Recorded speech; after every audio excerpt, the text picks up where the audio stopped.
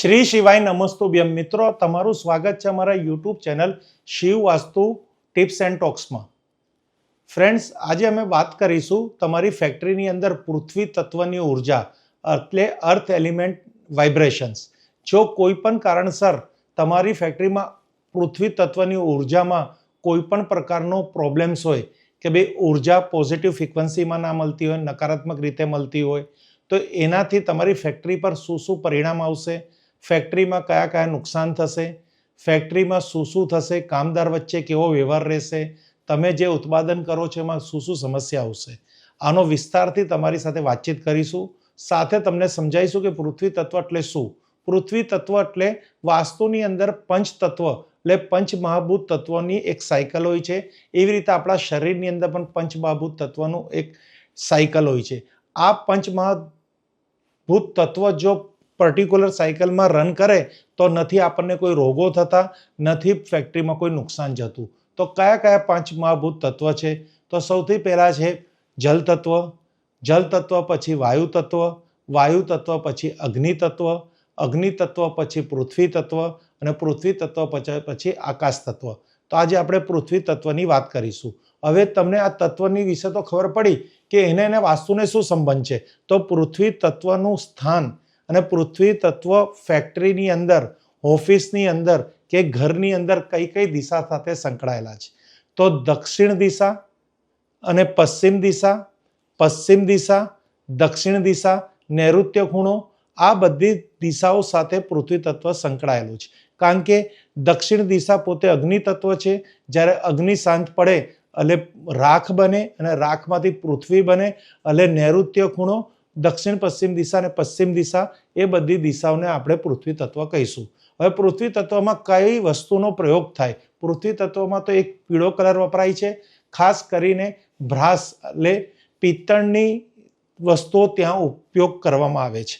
તો મિત્રો, પૃથ્વી તત્વની ઉર્જા કેવી રીતે ઓછી થાય? જો નૈઋત્ય ખૂણાની અંદર તમારું શૌચાલય છે, પાણીનું સ્થાન છે, અગ્નિનું સ્થાન છે, ત્યાં ઘડી ખાડો છે, નૈઋત્ય ખૂણો કપાયેલો છે, નૈઋત્ય ખૂણો વધેલો છે, નૈઋત્ય ખૂણામાં કાળો કલર છે, નૈઋત્ય ખૂણામાં ભૂરો કલર છે, તો આ બધા કલર અને આ બધી સ્થિતિના લીધે પૃથ્વી તત્વની ઉર્જા આપણા વ્યવસાયમાં ઓછી મળે છે. તો હવે આજે આપણે વાત કરીશું ફેક્ટરીમાં પશ્ચિમ દિશા અને દક્ષિણ પશ્ચિમ નૈઋત્ય ખૂણામાં પૃથ્વી તત્વ દોષ હોય તો શું થાય. આપના ઉત્પાદન, વ્યવસાય અને પ્રગતિમાં અવરોધોનું કારણ બની શકે છે. ઉત્પાદન ઘટે છે, વ્યવસાયમાં અવરોધ આવે છે અને ઓર્ડરમાં વિલંબ થાય છે. તો મિત્ર, બીજું આમાં આપણે શું જોઈ શકીએ છીએ? આ દિશામાં જો દોષ અથવા પૃથ્વી તત્વની ઉર્જા ઓછી હોવાના કારણો. હવે તમારી ફેક્ટરીમાં કયા કયા કારણો છે કે જેના લીધે અર્થ એલિમેન્ટ એટલે પૃથ્વી તત્વની ઉર્જા ઓછી મળતી હોય છે? ઉત્પાદનમાં સમસ્યાઓ,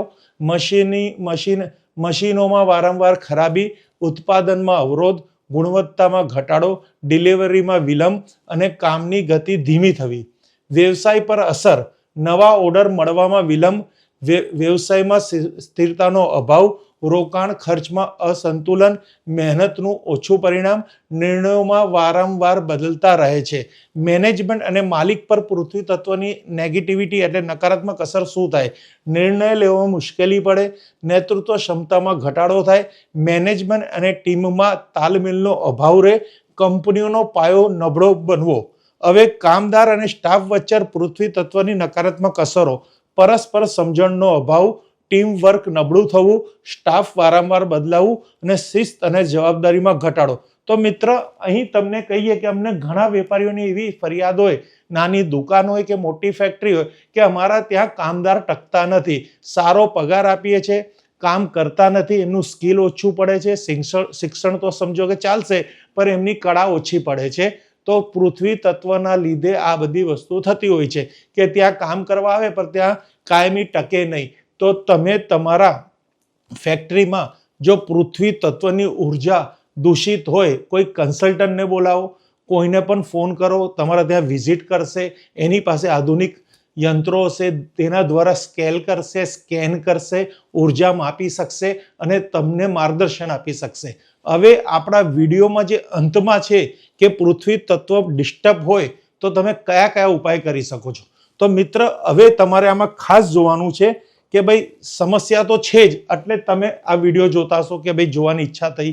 હવે એનું નિવારણ શું શું થશે, તો ઉકેલ શું છે, કેવી રીતે ઉપયોગ કરવો. પૃથ્વી તત્વ એનર્જી બુસ્ટર રોડ. હવે સમાધાન, આ એક પ્રકારનો એનર્જી બુસ્ટર રોડ આવશે જે પિત્તળનો બનેલો છે, બ્રાસનો. ફોર એક્ઝામ્પલ ફિઝિકલ આવી રીતે આ એક સ્ક્વેર બાર છે, અહીંયા એક પોઈન્ટ છે. આ પૃથ્વી તત્વના દોષને નિવારણ કરે છે, ઉર્જાને વધારે છે, સક્રિયતા લાવે છે, સકારાત્મક પ્રભાવ આપે છે. આ મેટલ છે, બ્રાસ એટલે પિત્તળ છે. એની અંદર તમે જોશો તો એમાં બધા મિનરલ્સ આવેલા હોય છે. આની અંદર બધા કન્ટેન હોય, એવી ઔષધિઓ હોય, એવા રત્નો હોય, એવા રુદ્રાક્ષ હોય, એવા સ્ફટિક રત્નો હોય જેથી ઉર્જાનો વધારો થાય. તો આ પૃથ્વી તત્વને નિવારણ માટે તમારી ફેક્ટરીમાં, દુકાનમાં કે ઘરમાં આ યંત્રનું સ્થાપિત કરી શકો છો. હવે આનું મહત્વ તમને સંપૂર્ણ બતાવું છું. તો જો સમાધાન શું છે, અર્થ એલિમેન્ટ એનર્જી બુસ્ટર રોડ. ઉકેલ શું છે, કેવી રીતે ઉપયોગ કરવો, અને પૃથ્વી તત્વ એનર્જી બુસ્ટર રોડ. પૃથ્વીની તત્વની ઉર્જાને સંતુલિત અને મજબૂત બનાવવાનો વિશેષ ઉપાય. હવે પૃથ્વી તત્વની ઉર્જાને સક્રિય સંતુલિત કરવામાં મદદ કરે છે. દક્ષિણ પશ્ચિમ દિશાની નકારાત્મકતાઓનો ઘટાડવામાં મદદ કરે છે. ફેક્ટરીમાં સ્થિરતા લાવવામાં મદદ કરે છે. ઉત્પાદન અને ગુણવત્તામાં સુધારો કરવામાં મદદ કરે છે. વ્યવસાયમાં વૃદ્ધિ અને મેનેજમેન્ટ સંતુલન લાવવામાં સહાયક કરે છે. તો મિત્રો હવે આ રોડનો ઉપયોગ કેવી રીતના કરવો, હવે કેવી રીતે કરવો, આ તમારી એક ફેક્ટરી છે અને આ નૈઋત્ય ખૂણો છે. તો દક્ષિણ પશ્ચિમ નૈઋત્ય ક્ષેત્રની તપાસ કરો અને પછી યોગ્ય સ્થળ પર સ્થાપિત કરો.